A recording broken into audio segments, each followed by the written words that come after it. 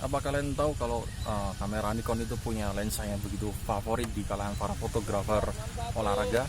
Dan meskipun lensa ini begitu sangat tua usianya, sekitar 20 tahunan dari sejak dia rilis.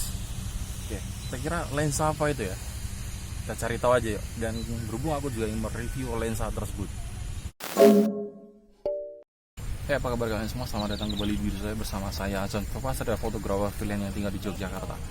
Oke, hari ini cuacanya sangat silau banget, maka aku harus pakai kacamata, kalau enggak ya akan istilahnya busuk Jawanya kepelereng, terlalu silau karena mataharinya aku secara langsung berhadapan secara langsung dari arah jatuhnya matahari. Dan kali ini sebenarnya aku ingin mereview sebuah lensa, yaitu dari lensa Nikon 80-200 f2.8 generasi ketiga. Lensa ini sebenarnya lensa yang tua, dia rilis tahun 1998. Jika dihitung dari tahun sekarang kurang lebih usianya 20 tahunan, tapi masih memiliki daya tarik tersendiri bagi para fotografer olahraga maupun fotografer potret sebenarnya. Tapi lebih banyak para fotografer olahraga seperti fotografer bola itu banyak yang pakai lensa 80-200 f2.8.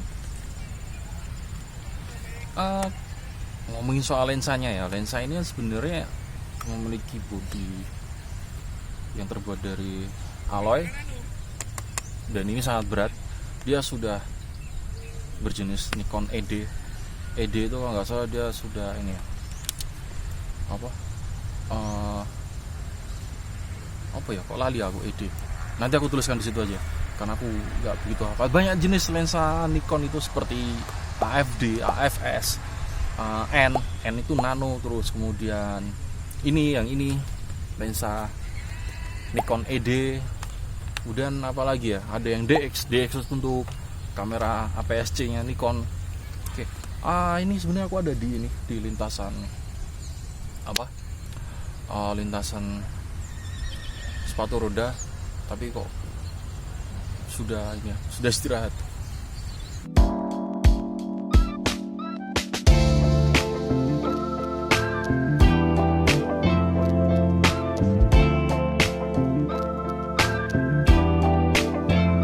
Selain tadi ya, aku ngomongnya soal bodinya yang berbuat dari inoxidum olay dan berat. Ini termasuk generasi ketiga, walaupun sekarang udah memiliki generasi keempat dengan jenis lensa yang sama, yaitu AFD, bukan AFS. Kalau AFS beda lagi. Dan ini lensa generasi ketiga ini menjadi lensa yang sangat favorit bagi fotografer karena dia memiliki harga yang sangat murah, jadi sekitar 4 jutaan sebenarnya. Kalau dibandingkan dengan merek sebelah yaitu Canon, itu harganya jauh lebih murah Nikon ya daripada yang Canon. Canon itu bisa sampai 6-8 juta, kalau ini hanya 4 juta.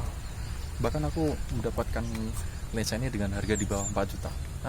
Itu hanya sebuah keberuntungan sebenarnya, karena memang harus pandai-pandai aja buat memilih lensa dan juga menunggu, dan harus rajin hunting kalau kamu ingin mencari lensa ini. Terus yang aku suka dari lensa ini, dia seperti yang aku bilang tadi, dia walaupun sudah tua tapi dia memiliki ketajaman yang masih bagus. Di f2.8 nya pun dia juga bagus, dan memiliki kecepatan yang cukup baik. Contohnya kayak gini, ini aku lihat kan kecepatannya ya. Oke.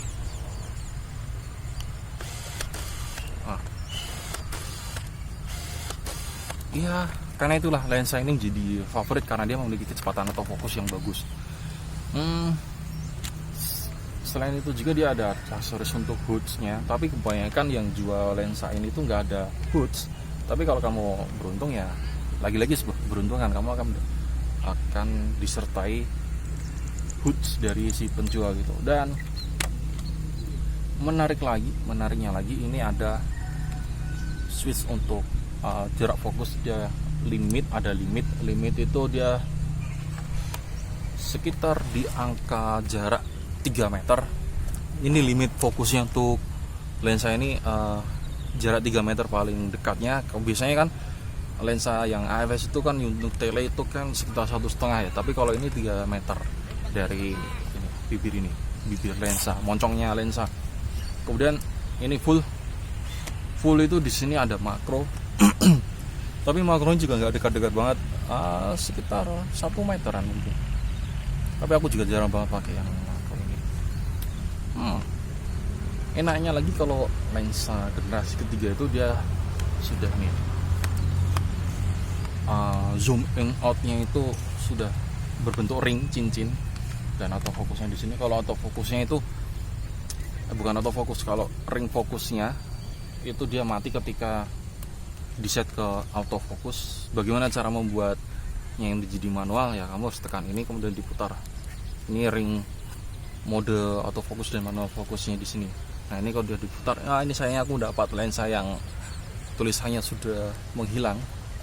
Jadi no problem lah, gak ada masalah. Jadi kalau misalnya aku bosan aku jual ya ini masih bisa berfungsi. Nah ini dia ring fokusnya, very nice, bagus banget. Dan kalau di autofocus ya ini harus begini. Dan nggak bisa diputar-putar lagi. Oh ya, ciri khasnya dari lensa ini itu di bagian sini bawah itu ada ring diafragma. Jadi kalau ingin digunakan ke kamera digital yang DSLR-nya Nikon digital itu dia harus di set ke angka f22. Dengan begitu lensa ini bisa digunakan secara digital pada kamera ini.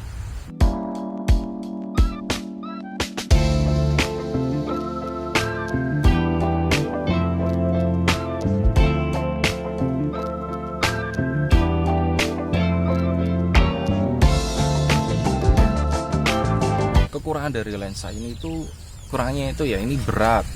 Kemudian ini hanya bisa digunakan di kamera yang bermotor seperti di 7000 ini, punya aku ini di 7000.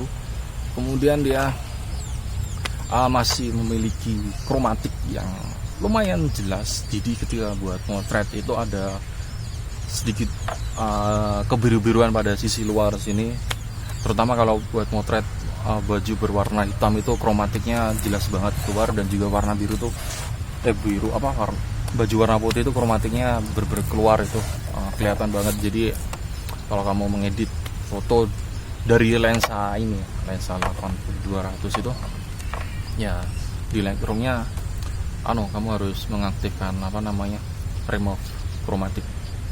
Ya kalau misalnya foto banyak berarti harus satu-satu. Alasanku membeli lensa ini, dia memiliki bukaan yang besar yaitu f2,8, kecepatan fokusnya bagus, hasil warna dan juga ketajamannya bagus banget. Maka dari itu menjadi lensa yang favorit bagi para fotografer ini olahraga. Dan yang aku sebutkan tadi, tapi sayangnya ini lensanya ini harganya itu juga random. Kadang ada yang 3 juta, 4 juta, 5 juta, bahkan sampai 6 juta. Jadi harganya ini sangat random banget. Tapi di marketplace itu banyak orang yang menjual. Bahkan ada juga yang menjual karena upgrade, ada yang bosan gitu. Ada yang enggak karena ada nggak terpakai. Ya. Untuk kondisi lensa ini sebenarnya sudah berjamur ya. Tapi ya walaupun udah berjamur pun hasil ketajamannya masih bagus. Karena kalau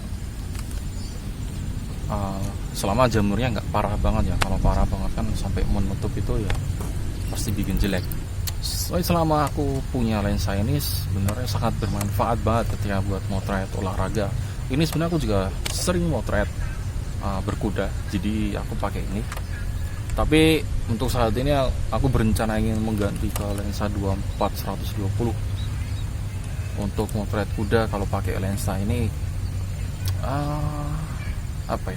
untuk jarak jauh oke, tapi ketika untuk jarak dekat dia kurang lebar, kurang luas, karena dia memiliki rentang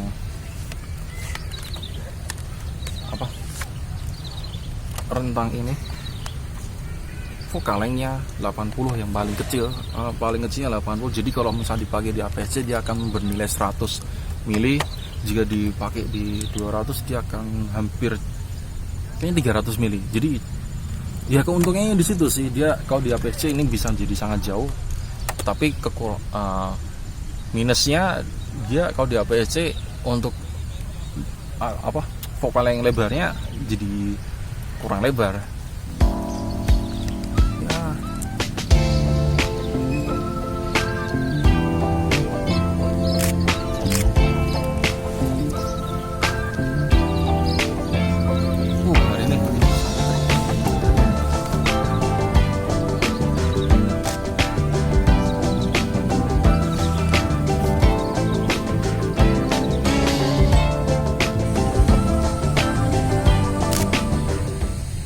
Oh ya, ngomongin soal slow speed, karena lensa ini tidak memiliki vibration reduksi. Jadi lensa ini juga lensa yang tergolong murah karena dia tidak memiliki vibration reduksi, yaitu untuk menahan getaran getaran dengan menggunakan shutter speed yang rendah. Tapi nggak masalah. Tapi untuk bergerak kayak gini kita cukup pakai shutter speed yang kecil aja, sekitar 60 atau 80, 1/80 detik. Oke.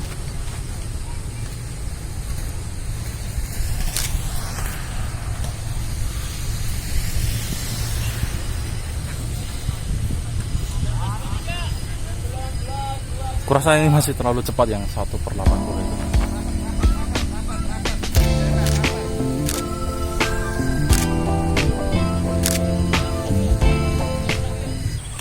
Sorry, naikkan dulu. Jadi kalau punya lensa ini itu ya ini nggak akan mengecewakan karena ketajamannya tuh luar biasa. Kamu bisa lihat sendiri kan di foto-fotonya aku tampilkan di video ini. Jadi mengesankan gitu loh.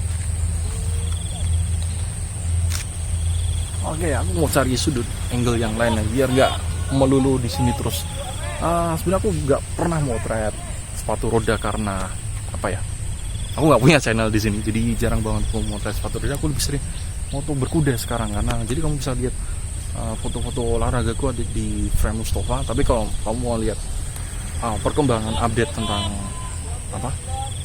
dunia fotografi seputaran bahas-bahas tentang kamera dan juga lensa, itu kamu bisa ikuti follow Instagram pribadi saya, itu azan.mustafa. Tapi kalau yang foto olahraga ya kamu harus ikuti yang Frame Mustafa. Jadi aku punya 2 Instagram yang aku kelola secara mandiri. Oke, kita pindah aja. Sepertinya dia kelelahan. Putaran mereka sangat banyak sekali dan aku rasa ini sangat melelahkan ya.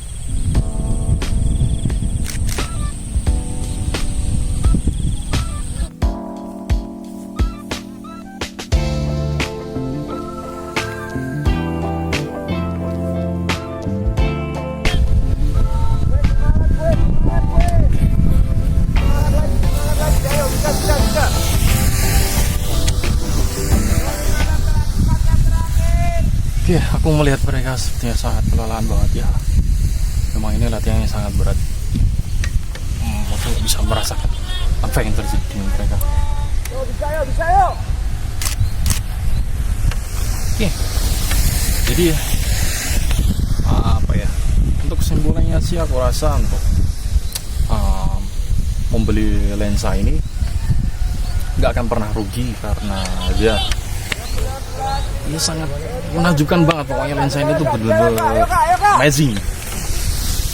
Dari segi ketajamannya dapat, jangkauan vokal yang jauh dapat, terutama menggunakan lensa APS-C. Kalau pakai lensa full frame ya pasti nilainya sama seperti yang tertera di angka pada lensa, yaitu 80 ya 80, 200 ya 200 gitu.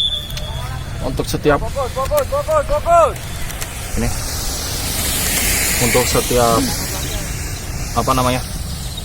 kecepatan fokusnya dari masing-masing vokal length itu nggak ada perubahan sama sekali. Jadi aku tutup aja lah kayaknya biar kamu bisa melihat apa yang terjadi dari setiap kecepatan atau fokusnya. Oke, kita mulai dari, ulangi lagi aja dari 80. Ya, kecepatannya nggak ada yang berubah, tahu kan? Jadi setiap masing-masing dari Vokaleng 80, 100 semua, 105, 135, 200 itu kecepatan atau fokusnya nggak ada yang berubah. Jadi dia konstan kecepatannya, berbeda dengan yang Tamron 70 200 f2.8 itu ya versi makro ya, dia ada perubahan. Jadi kalau di rentang Vokaleng 70 sampai 135 itu ada perubahan, dan paling terasa perubahannya itu ada di 200 milinya, dia akan melambat. Jadi fokusnya akan melambat. Jadi kalau dibandingkan dengan lensa Tamron yang 70-200 DIL IF makro itu, aku rasa aku akan tetap memilih dari lensa Nikon ini, karena dia nggak akan pernah mengecewakan sama sekali. Begitupun aku juga tidak kecewa dengan lensa ini, karena ini juga dari dulu, dari tahun 2014 pun udah menjadi lensa impianku dari dulu, semenjak aku pegang kamera Nikon. Waktu itu aku pertama kali itu pegang Nikon D3000, itu lensa ya, bukan lensa itu dari kamera yang dari kakakku. Sebenarnya kakakku dulu beli kamera itu untuk digunakan sendiri, tapi ketika aku pinjam malah keterusan sampai akhirnya aku bisa jadi seperti ini sekarang. Terus aku pakai D90 itu baru mulai punya keinginan untuk memiliki lensa 80-200 f2.8, dan pada 2023 ini baru saja kesampaian untuk membeli lensa ini. Jadi aku pakai lensa ini dari bulan April ya, dari bulan April 2023, dan sekarang udah bulan Juni, sekitar 3 bulan. April, Mei, Juni, ya 3 bulan, dan sangat enak. Dan sudah aku gunakan buat motret berkuda pun juga oke banget hasilnya, nggak mengecewakan. Ya aku rasa begitu aja untuk review dan juga review lensa 80-200 Nikon generasi ketiga.